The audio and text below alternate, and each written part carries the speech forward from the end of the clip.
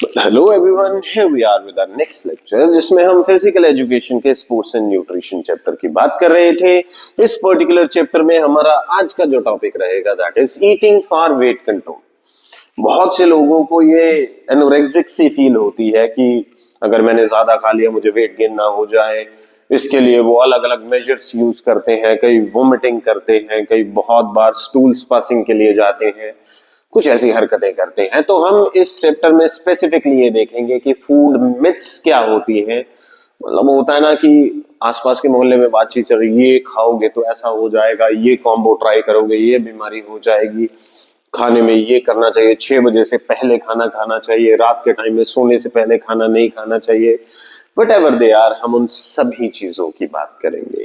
तो सबसे पहले eating for weight control. A healthy weight is a weight that lowers your risk for health problems, generally BMI, and waist size are good ways to achieve the healthy weight. तो अपना BMI देखिए। What is BMI? That is body mass index. इसमें आपकी height के according और आपके वजन के अकॉर्डिंग ये बताया जाता है एक वैल्यू निकाल के कि क्या आप ओवर वेट है, क्या आप अंडर वेट है, या आप एक एक्यूरेट वेट कैटेगरी के अंदर आ रहे हैं। Methods to calculate BMI is weight in kilograms divided by height in metre square.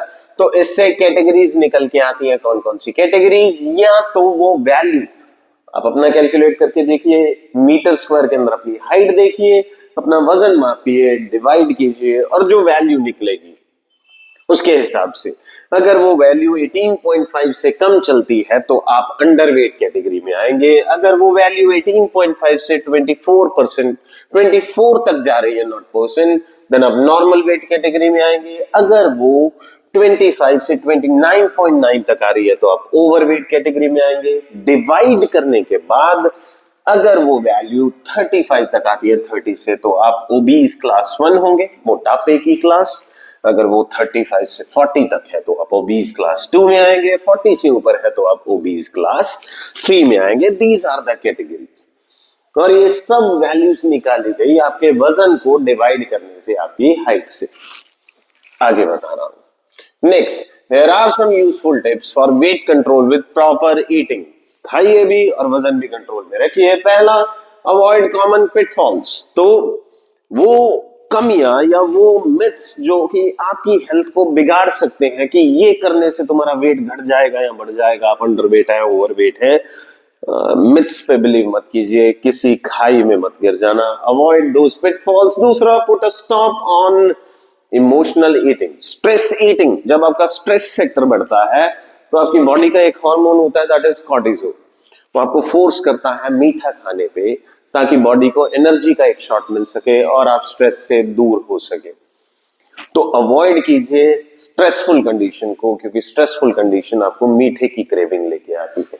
Then tune in what you eat. जो खा रहे हैं उसको ध्यान दीजिए, उसका स्वाद लीजिए। ये नहीं है कि सामने टीवी चला लिया, आपको ये नहीं पता लगा, आपने 2 चपाती खा ली, 4 खा ली, सब्जी क्या बनी थी, आपको इस चीज की नॉलेज ही नहीं है। ऐसा नहीं होना चाहिए।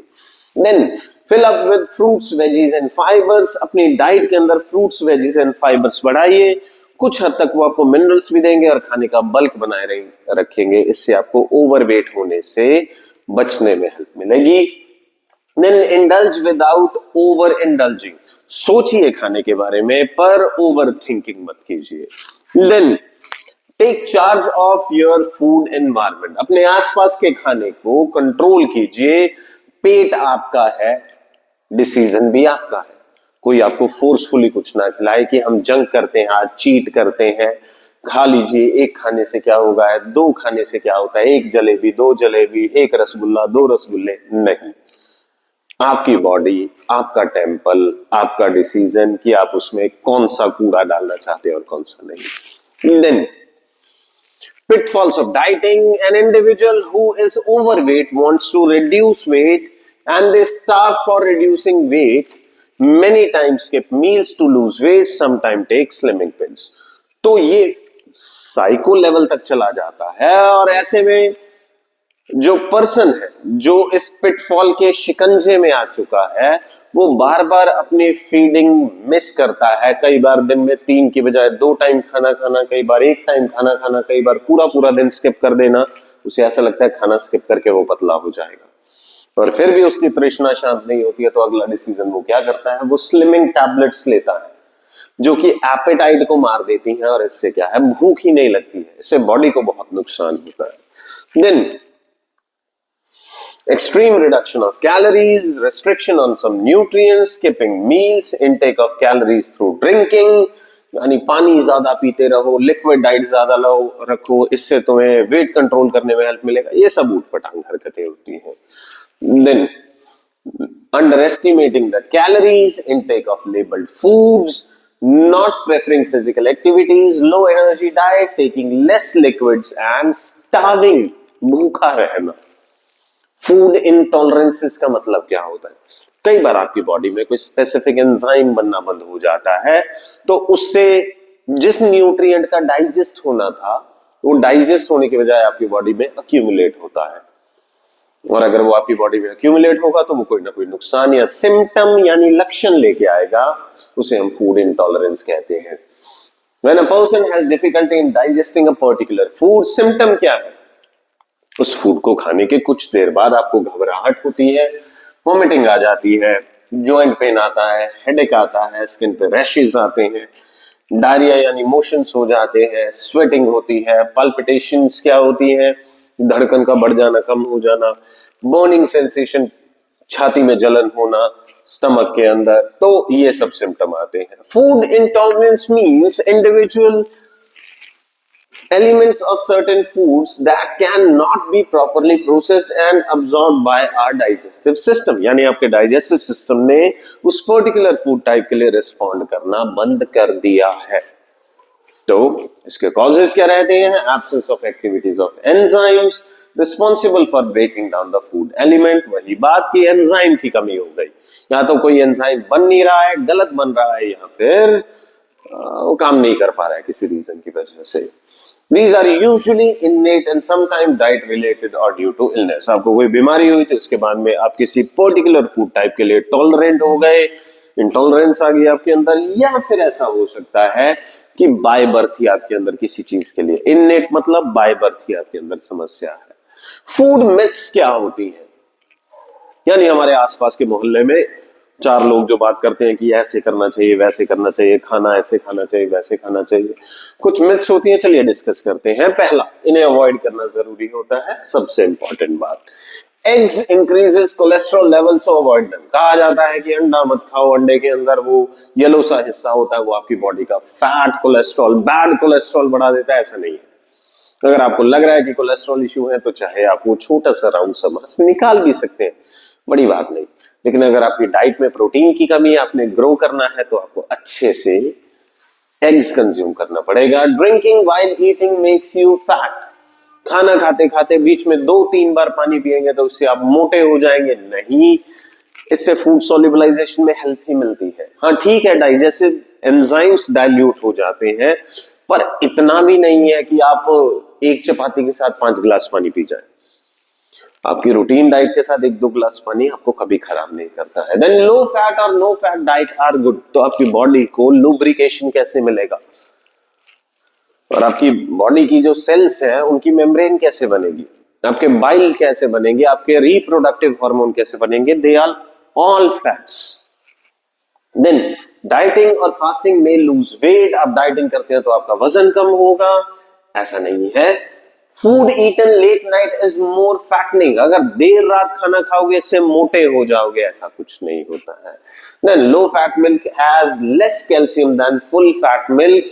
कैल्शियम का और मिल्क के फैट का आपस में कुछ लेना देना नहीं है। Vegetarians can not build muscles, यानी कि प्रोटीन रिक्वायरमेंट जो होती है वो वीगन डाइट से पूरी नहीं हो सकती है। ये सबसे मतलब नायाब किस्म का फूड मैथ होता है।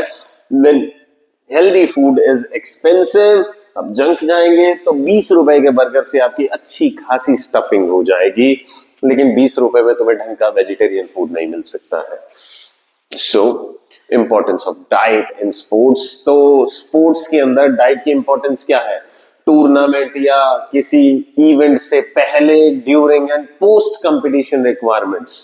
आपको करना क्या है, आप खेल चुके हैं, बॉडी ने रिकवरी लेनी है, तो आपकी डाइट ऐसी होनी चाहिए जो आपको जल्दी से रिकवर करने में हेल्प करे।